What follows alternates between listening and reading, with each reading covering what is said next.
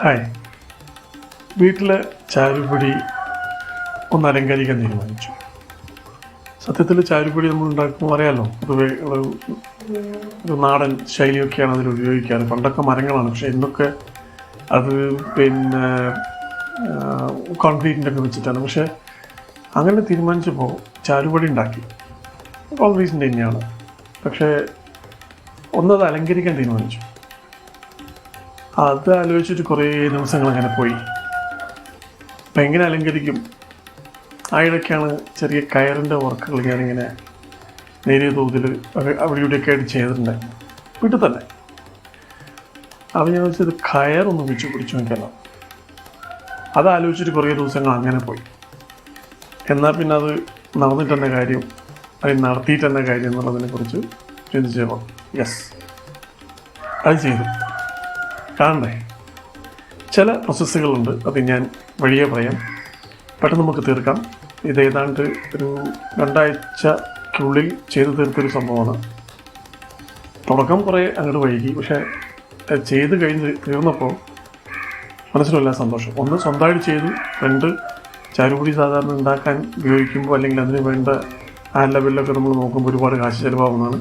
പക്ഷെ ഇത് വളരെ നമ്മളെ ഹാൻഡി ആയിട്ടുള്ള, നമുക്ക് കയ്യിലൊതുങ്ങുന്ന രീതിയിൽ നമ്മൾ ചെയ്തു കൊടുത്തു. അതാണ് അതിൻ്റെ പ്രത്യേകത. കണ്ടേ? കണ്ടല്ലേ?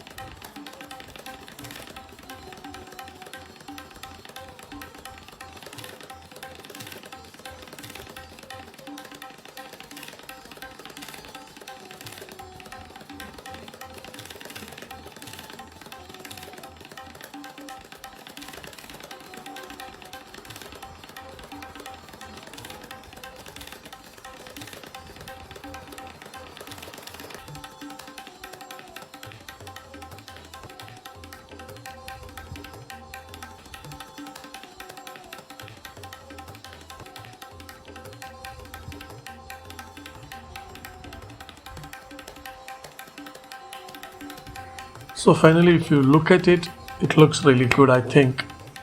And കുറച്ചും കൂടി അത് ഒരു ഗ്ലേഷ്യർ ലെവലിലേക്ക് കൊണ്ടുവരുന്നുണ്ടെങ്കിൽ വി ക്യാൻ ഹാവ് ഒരു വാർണിഷൊക്കെ അടിച്ചിട്ട് അതിൻ്റെ മുകളിൽ പെയിൻ്റൊക്കെ ചെയ്യുന്ന സമയത്ത് വാർണിഷൊക്കെ അടിച്ചാൽ കുറച്ചും കൂടിയും ഒരു ഗ്ലേഷ്യർ ലുക്ക് കിട്ടും. And I hope that's end of it. Thank you for watching. Subscribe our channel and support us. Share your thoughts, jot in comments, and hit the bell icon. Thank you very much. Have a good day. Stay safe. Stay healthy.